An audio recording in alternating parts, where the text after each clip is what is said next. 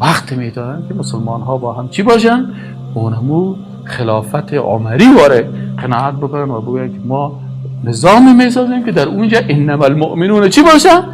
حالا میگن نه انما الافغانیون اخوه، باز افغانیون که باز میگن انما الپشتونیون اخوه، انما الفارسیوانیون، انما الازبکیون، کلشان باز را قبول ندارن. اینا چی هست؟ اینا تا وقتی که اونمو فکر و اندیشه پس دوباره با اون شکلی که رسول الله صلی الله علیه و دارالاسلام و دارالکفر ساخته که دارالاسلام خانه کی؟ خانه مسلمان ها که کل مسلمان ها بتونن در